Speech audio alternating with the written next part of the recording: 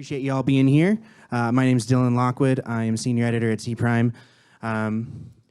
Since we got kind of a cozy number of people here, you can feel free to at any point if you have a pertinent question, just raise a hand, and I'll call in on you. We can have a little bit of a looser feel to this one. But before we get into any of that, I will turn it over to my two wonderful panelists to introduce themselves, and we'll start with you, Scott. I'm Scott Hinson. I am the CTO of Pecan Street. We are a nonprofit based in Austin, Texas. Primarily, we work in energy, electric energy, gas, and water, but we have recently stood up a agriculture research vertical. And the reason that we did that is that there is one of the things that we've done over the years is try to fill data gaps where we see them. And there are very large data gaps for sections in agriculture. And now I will say this, I'm an electrical engineer by training, and the last few years of reading a bunch of agronomy papers has melted my brain. And so I am not an agronomist, but I will talk about some of this stuff. So if you have a detailed agronomy question, I may say I have to get back to you on that. And Les. Hi, my name is Les Mood, and I work in public affairs for a technology company that just relocated to California in the ag capital of the state and also the energy capital, Bakersfield. So I'm very familiar, personally living there for the last, since 2003, most of my life, seeing the farms and all of the energy and consumption of energy necessary for pumping water and what it takes to power those facilities and to do it reliably, and in regards to also deploying renewables, it's been a very challenging process for farmers to go solar when you're having to also manage the demand. So I see a lot of opportunity there, and that's why I work with SignWatts, is to try to help develop the technology to make one of the exciting areas is to make farming more efficient and utilizing electric vehicles as part of that. So that's my focus. So let's just begin with a baseline, which is how is IoT changing agriculture? We'll start with you, Scott. Okay, so there are huge changes. The idea that you can have continuously operating either battery or hardwired sensors reporting back the level of data for things like moisture, visual images of a field to determine plant growth and things like that is astonishing. This influx of data is huge for farmers because what they used to have to do was go visit all parts of the farm. And for very large farms, either that takes teams of people or it takes you so long, by the time you get back to a section, something could have gone south, and you wouldn't have known it. So this is a huge benefit to farmers. That drones, satellite imagery, all these things are an amazing advantage to track what's happening for situational awareness on these properties. Anything to add, Les?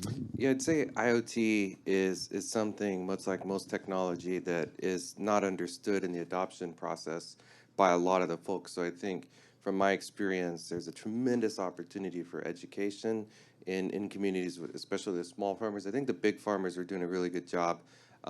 Cold storages, for example, not just the farms, are very integrated with IoT, but I see tremendous opportunity and need for the small farmers, which is a large segment of the market, to integrate and to utilize IoT, not just for saving water and saving money, but also the integration of renewables into their system. And so I see on the ground a tremendous need for that.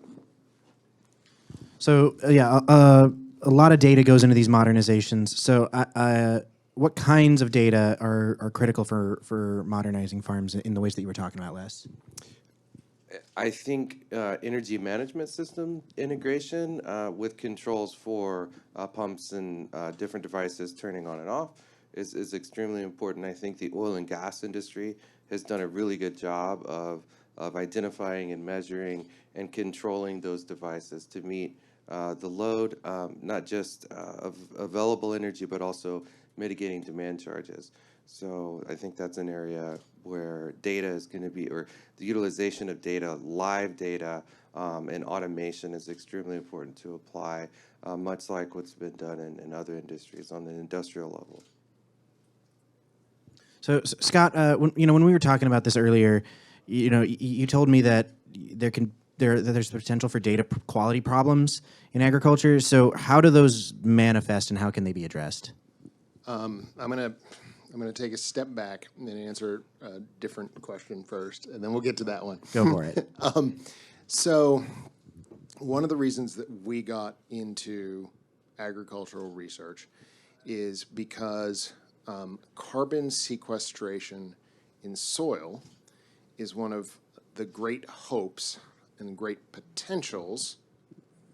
I stress hope and potential because there's still a ton of work to be done in mitigating carbon emissions. Okay, we have terraformed large swaths of the country to do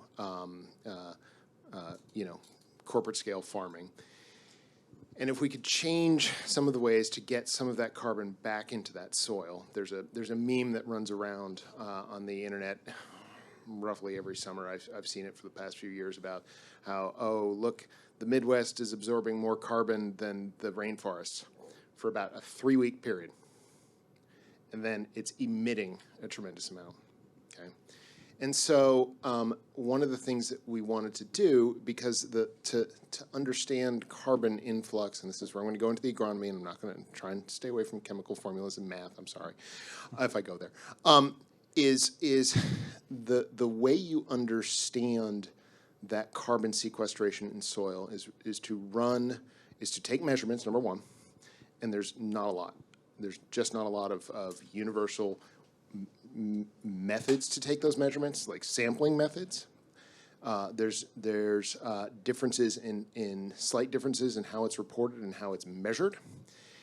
And if you want to understand your practice changes that will induce carbon sequestration, you have to run one of a few different soils models. And to get the baseline for that field is incredibly difficult. It's incredibly difficult. And then once you get the baseline for that field, if you want to run a what-if scenario, each run of that on a pretty hefty personal computer is like a 5-minute run. And so you're not going to have mom and pop farmers staying up late at night doing text input. It's basically a scripting language to get into these models, right? They're just not going to do that. So that's where we're trying to work on solving, some applying some of our big data analytics to this, machine learning, to develop proxy models that run many millions of times faster if you can get them to run right. So you can run many what-ifs in a single evening and figure out, okay, if I do this, I can actually claim these carbon credits. We can keep our yield up and things like that. That's a big if, right? On the technology side, to do it, to actually get that done in the field is more or less likely to be doable. So back to the data question you had.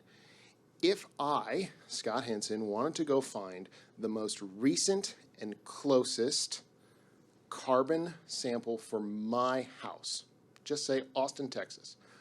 The most recent, if I put my address into one of the better databases, the most recent and closest sample is 8 miles away, and it was taken in 2014. The sample before that was taken in 1970. So that's the level of data that we do not have. So, which is it's terrifying, right? Because you can sequester a lot of carbon in 5 to 10 years. So that 8-year-old sample doesn't do me any good. Just doesn't do any good. That and the fact that it's 8 miles away, that means it's a completely different soil type, and it doesn't do me any good anyway. It could have been yesterday. It still wouldn't do me any good. And Les, how will better data infrastructure in the agriculture side of things, how will that be built? I think the technology companies and the deployment, needs to be there needs to be a lot of outreach and a lot of education. I think is probably the most important part. And I think there needs to be a community initiative. Sorry, education of whom? Education of the farmers, right? Yeah. So farmers or people in the industry becoming aware of these possibilities, I think, is the first step, and then obviously the deployment as well. So I think the best way for that to happen is on a community basis, and sort of these initiatives for workforce development and education and training that's happening in California and many places, I think would be a proper channel for this education to occur, especially in communities like Kern County and Bakersfield, where you have this initiative in place. And so would be an interesting education opportunity, particularly to continue to advance agriculture. But I think it starts with education. Another aspect of the data I wanted to ask about was kind of because as you both have alluded to, it can be kind of different farm to farm based on like your size, what you already have, and who you can partner with. But do you? And I guess this is just open to whoever wants to answer it first. Like, do you think that standardization of these kinds of data practices is forthcoming in the space, and if so, can they meaningfully address smart farming challenges? And even if not, could they? There's a number of standardization efforts underway. I'm going to get the name wrong. B Carbon Institute out of Rice University in Houston has a standardization effort in terms of sampling metrology. We talked about this on the prep call. Before I started this work, I would probably use the word heterogeneous one time a year in a sentence. If you read an agronomy paper and you don't check it off like 20 times, like don't play a drinking game talking to an agronomist on the word heterogeneity, because you will die of alcohol poisoning in a 20-minute conversation. Even within a field, a 1 acre field, the soil can vary by enough at the various depths, and there's arguments of whether or not you need to measure down to 30 centimeters or 50 or even 100, right? So these conversations are happening. My concern is if it takes anything along the timeline of, say, SunSpec for or IEEE 2030.5 for inverters or something like that, if it takes this sort of 10-year period to get this standardized, that's really a long time. That's, we're talking 2032. Ooh, we need to do it faster than that. So I'm hoping that somewhere along the way something comes out of this. There's a few other organizations. We're going to see who wins, but I hope somebody wins fast.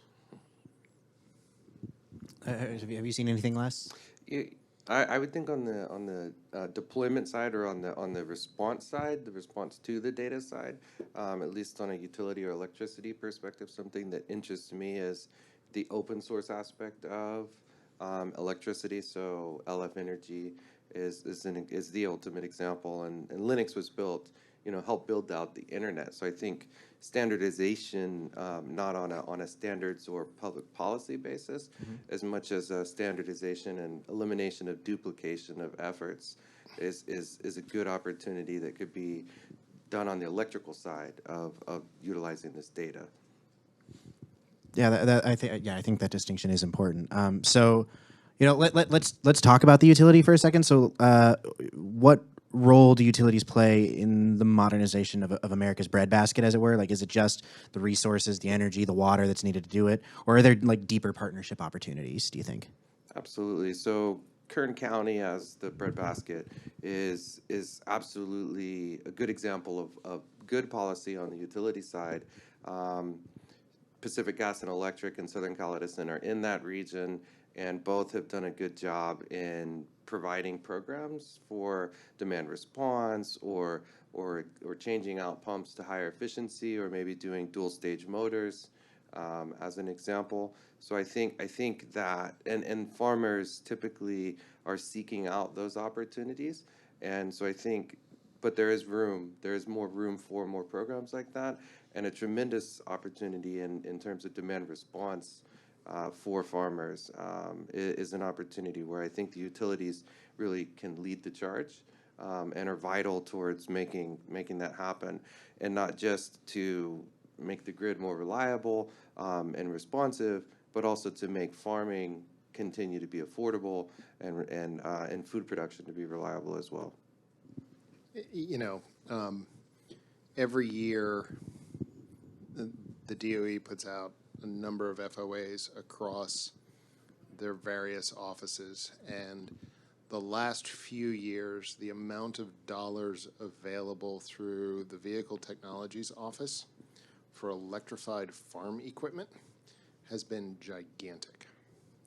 And it's not something we've typically gone after in our organization because, you know, we do mostly residential homes. And I was joking about, you know, getting the electric tractor and driving it around downtown Austin. There, you know, somebody earlier, and I think somebody actually attributed it to me, it wasn't me that said it, that farming is heading towards robotics, and it really is. This would help solve a lot of the issues with sampling and things like that, because you don't have to pay somebody to go dig a hole, put a bag of dirt together, write a label on it, send it off to a lab, right? But these vehicles, these electric vehicles, because of the duration of time that they're going to be used, are going to have massive battery packs if they do get electrified, and then they become a significant demand response type entity themselves, because they're not used every day, and they're sitting there, you know, as a available resource, and they'll make residential electric vehicles look inflexible in comparison, and that's the most flexible load that we've put into a home in the last 60, 70 years.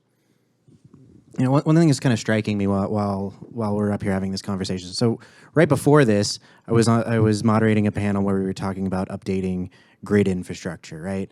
And it's just kind of interesting how when we're talking about updating agriculture infrastructure, it's a lot of the same kind of conversations. How do we do it sustainably? How do we do it affordably? How do we do it reliably? How do we you know, incorporate these data analytics and all that sort of thing? I think it's kind of interesting how there's a lot of parallels there. I wonder if like the solution applications can be handled in similar ways, or at least understood in similar ways. Yeah, so I really appreciate the conversation about vehicle to grid integration. There's actually a lot of there's a drive to make the tractors bidirectional as well, and so that's one of the first areas of opportunity to utilize bidirectional technology is on the farm in the electric tractor, and eventually we'll see in the work that I do with SignMots and what we're doing with the city of Bakersfield is we're actually working to integrate electric vehicles and also improve the farming community and advance technology in that area. And what we're seeing is there's a strong parallel, not just between the initiatives, but the cross-functionality of the technology itself in achieving benefits for both sides by integrating the electric vehicle into the grid and making it more reliable. You're going to keep the pumps going, you're going to keep food production going, the cold storage is going, transportation going. So electricity and microgrid technology and electric vehicles playing a role in that to keep the pumps going and the water and the food production and the food cold is extremely vital. So they're really intertwined. So yeah, does that mean that like decentralization of the utility processes for the farm, like does that benefits farmers in general? I mean, it seems like it would intuitively. Absolutely, it would be necessary for the decentralization to be available for the reliability side when the grid does go down. Food production and even if food is not wasted, there may be a regulation that says if the power was out for 2 hours, the food has to be discarded. So there's a lot of risk with the power going out, and so the more decentralized and autonomous and localized the power is, the less risk, the lower cost of insurance, the more stability with returns for the farmer, and predictability, which means lower costs for consumers and more stable jobs. So it's all very connected, but I do think decentralization and utilization and IoT and being able to deploy this technology and connect it all together is going to be vital and extremely beneficial to the farmer. I think I would caution against decentralization by itself. In most systems that we've studied, and we've done a lot of microgrids, a decentralized system that is capable of running the facility on its own aids long-term reliability when it's in parallel as backup to the existing distribution system, electric distribution systems. The downtime for a microgrid for maintenance is more than the typical SAIDI safety type numbers for an electric utility. So you have to be careful, cautious, because you could have the. So I just want to caution that sort of or put some context around that is as a secondary resource. That's when you get the reliability benefits of those distributed technologies, not necessarily by themselves. Mm-hmm. Good to note. Okay, anything to add on to the utility side of the discussion? I mean, the utilities, again, sort of, touching on what I said earlier about the vehicles, we look at any of these electric energy storage systems, electric vehicles and things like that, as a tremendous potential resource in both directions. On the water side of things, water savings are the single biggest thing that you can do here. I mean, you can't, having run DECENT and DSAT many millions of times, there's not much you can do to just use less water. There's some things, right? But plants are going to need a certain amount of water to grow. But wasted water, putting water in places that it doesn't need to be, that you've already watered, farms with large enough to have microclimates where some areas in, you mentioned this in Hawaii, right? There's dry sides of islands, there's wet sides, right? So it may only be 200 acres, but over there just doesn't need the water, right? And so that to me is a huge potential savings because they are such huge consumers of that water. Okay, so I've got more questions to get into, but I just first wanted to just pitch and ask if there's any initial questions from the audience about some of the stuff we've talked about, data and agriculture. Lorraine. You kind of talked about it more in the context of still outdoor farming. I just want to hear your perspectives in terms of, more urban farming opportunities. I know even though we are in California, a bread basket for the rest of the country, there are opportunities because you're talking about decentralization, especially now we see with a lot of the CBD cultivar growers, if we get that fixed. In terms of how do you integrate them into the energy economy. What about vertical farming, or could you translate some of this into a more urban context or a concentrated context? So it's not, you need a lot of acreage. I mean, we do have community-supported agriculture. So just looking at that aspect of it, because what you're testing out could replicate maybe in a industrial warehouse that no longer is industrial, but could grow tomatoes, lettuce, cucumbers, whatever. Industrial hydroponics. Yeah, so I would say that the ag industry, much like the oil and gas industry, has some transitions that need to occur. And obviously, to feed the world, we need to use less water, and we need more food, and indoors is a solution. I'll say before going to that, personally, I'm a big fan of vertical farming. Does that mean my community is? I don't know. But what I do know is, and there will be demonstrations in technology and science and research that's done in Kern County in partnership with the state.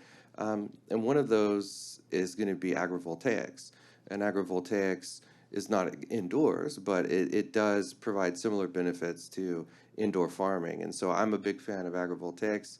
And that's something in the public-private partnership that we have with the city that we're exploring is bringing that kind of technology demonstrations to test and see, at least in that climate, much like others, how much less water there is. This is where the sensors and the IoT and the technology could really could play a role to understand, and then from there expand. But that's something that's going to need to happen.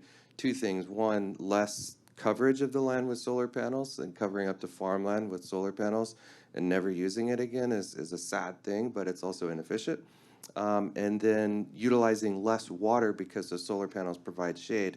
I'm not familiar with the exact statistics, but in a climate like Bakersfield, where it's the desert and it's hot, you have a tremendous opportunity to save water. So I think agrivoltaics is one of the promising, more immediate opportunities to explore that would probably happen potentially faster than indoor farming, but in a similar vein. Yeah, we haven't looked at indoor or vertical farming, but we have looked a bunch at regenerative farming, and those same models that I talked about to sort of, and they're, I don't mean to sound so negative on these models, because the work that's gone into them over the last 30 years is just mind-boggling, the level of effort and the complexity of these things. The underlying systems math that's in there is just astronomical. But they were funded in large part by Department of Agriculture and the various corporate entities, and so you have models that cover cash crops. That's it. And it takes years of experimentation and validation to add, lettuce, right? so there's a gap there, and there's groups trying to fill those gaps. Descent, for instance, is at the University of Colorado, but there's versions of it fine-tuned for Australia so that they have kangaroo grazing, right? You don't need the kangaroo grazing in Iowa, but you do need it in Australia, and it's part of their picture. And so they're trying to add those types of things that are sort of site-specific and hyper-local, which then, of course, means that you have 30 or 50 custom versions of Descent running around the internet somewhere, right? Which is its own problem. But so there's a lot of work there. I just don't know if there's an answer there yet. Thank you for that question. Anybody else? Oh, looks like we're good. So I guess to sort of piggyback off of what you were just talking about there. Kangaroos? Kangaroo back off.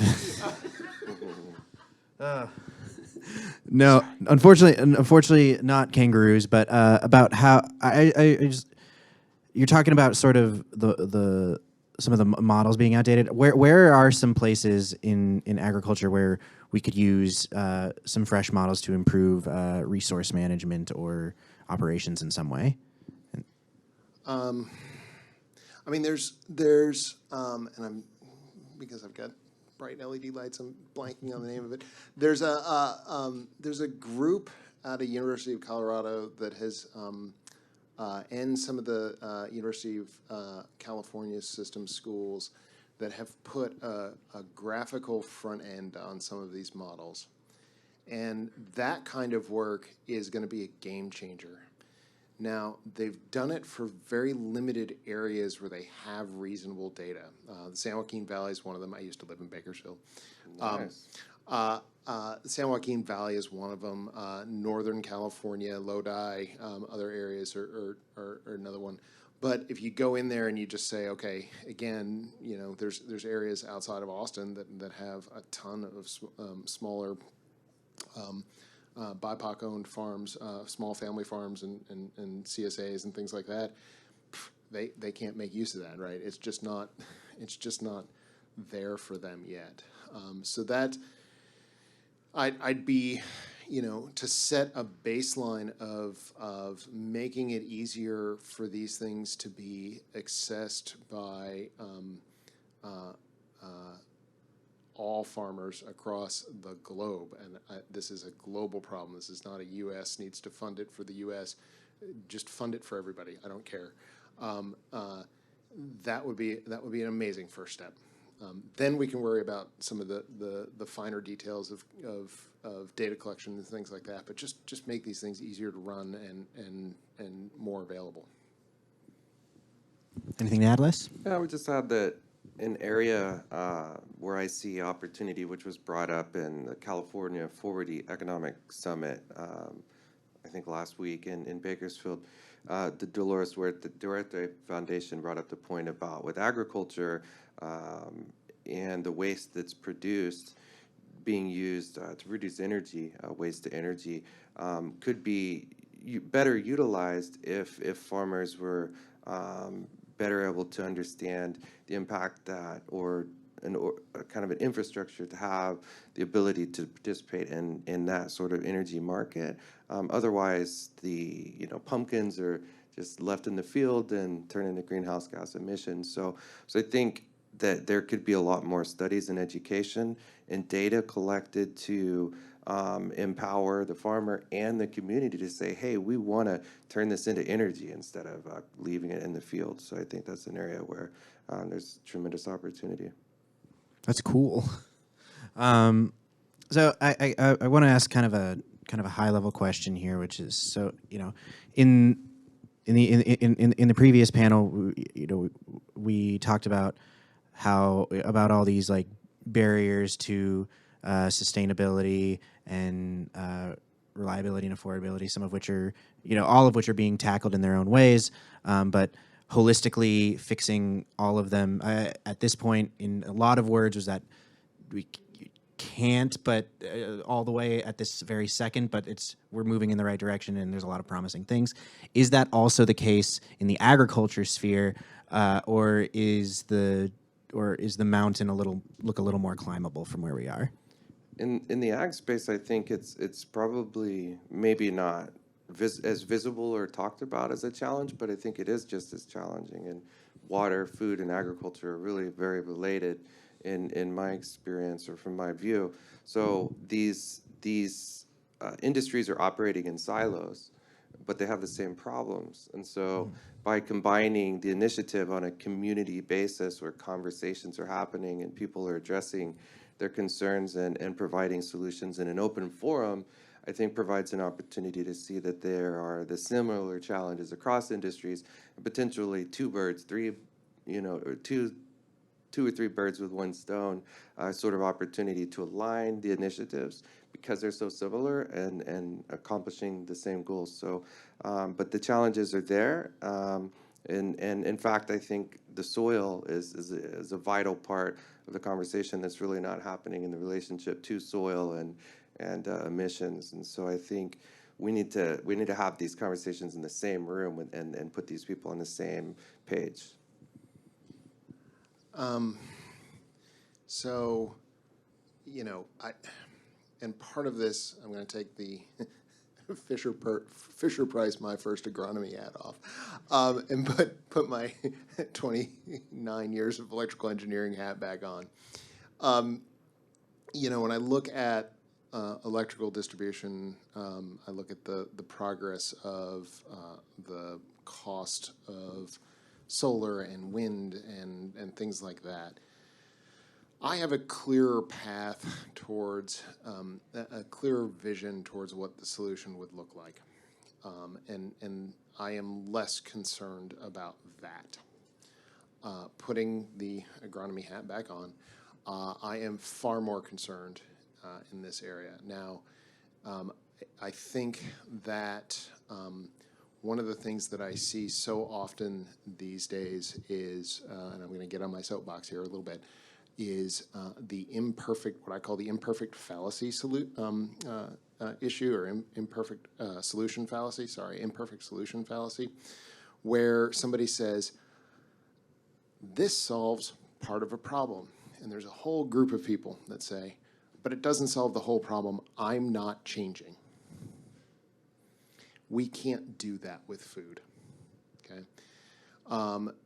An example of this, and being that we're probably mostly in energy in this room, is, I don't know if anybody's seen this particular meme that runs around on the internet. I get it sent to me once every few weeks. It's, look, they're putting wind farm blades in landfills. Oh my God, look how much landfill waste it generates.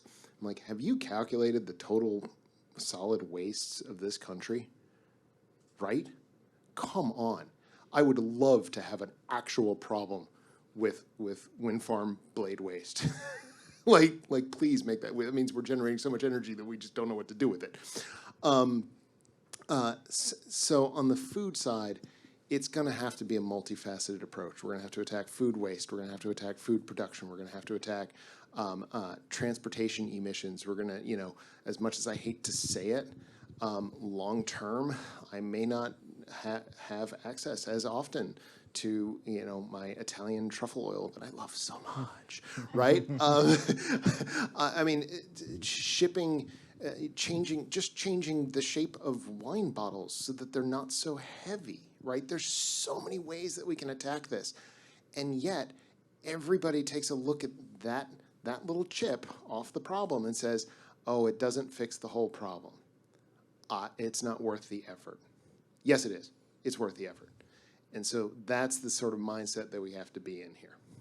You have a lot of portentous memes, Scott. This is.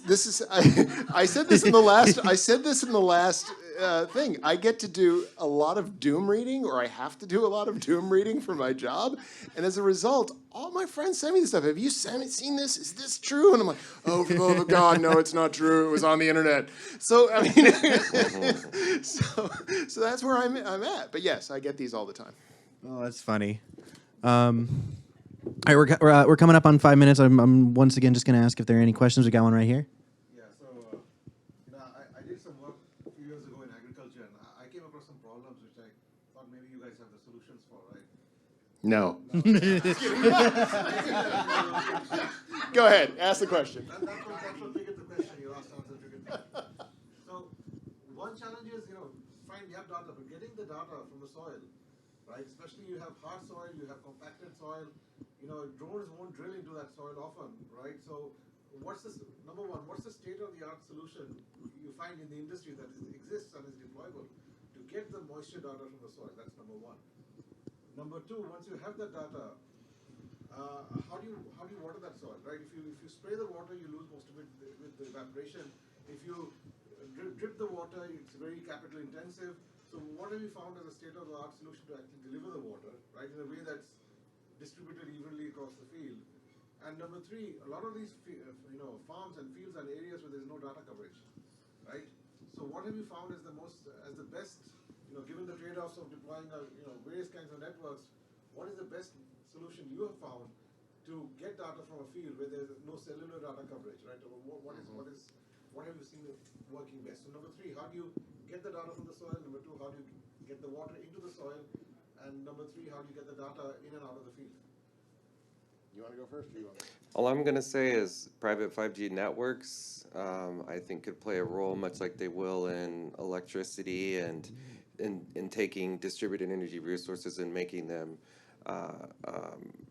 essentially a part of the grid. The signals are going to be extremely important, and I think cell phone technology and the 5G technology is going to play a role there.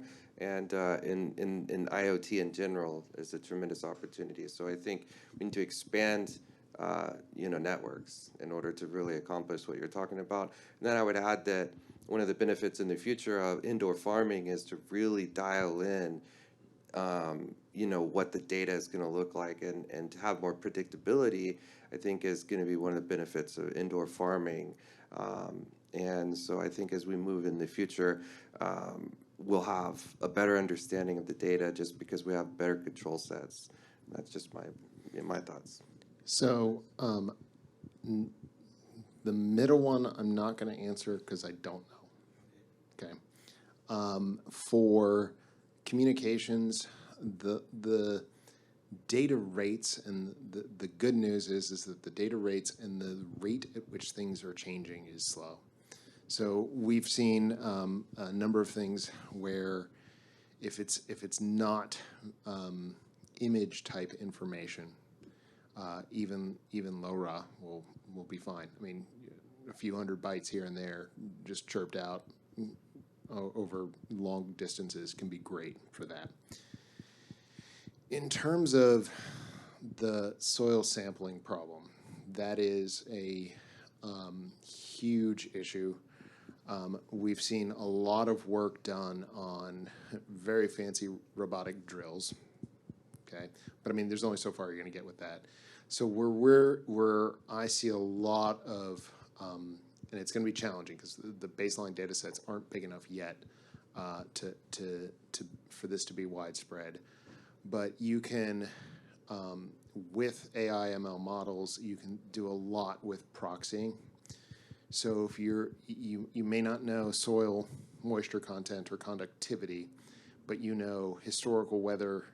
You may know historical weather, you may know historical rainfall, you may know historical sampling of that soil, you may know top level, you may know growth rate of plant, and now you can put all these together to understand a really good estimate of what that soil moisture might be right now. Is it going to be as good as that direct sampling? No, not for a long time, if ever, right? You can only go so far. You can. Everybody is still sort of in this mode of, oh, we'll just ML and it'll be fine. It'll come up. No, it doesn't work like that. You know, these things need very careful training. Otherwise, they overfit, they underfit, and things, and the models are non-performant. But there is a lot of opportunity there for moisture, for organic carbon content. There's a lot of opportunity there. Oh, yeah, I was also just thinking, we're just about out of time, but I was just thinking, if the gaps in data are so big, like you were mentioning earlier, doesn't that mean that, like, how do we even know that the models work? Oh no, that's a huge problem. That's a gigantic problem. In those DSAT models, it basically takes a PhD agronomist to set up your baseline for your field if you're really going to trust that field well enough for carbon sequestration credits. Dang. And I mean, like, I tried to set, and I'm, as I said, electrical engineer, not agronomist. I read a lot of papers. I tried to set these things up, and the answers that I got were so hilariously wrong. I'm like, this is off by a factor of 10, and I mean, anybody that's been through engineering school, when your answer is off by a factor of 10, you know you done messed up, right? Like, it's just you just did the test wrong. You have no business trying to answer that question. Just move on to the next one. And so that is difficult. Yeah, that is a very difficult thing. So for some of the programs that we've done, it's gotten to the point where we're like, all right, well, we're just gonna hire a PhD or a graduate student to do some consulting to help us set these things up, because I can't. All right. Well, Scott, Les, thank you for joining me today. It was a great discussion. Please give them a round of applause. Thank you.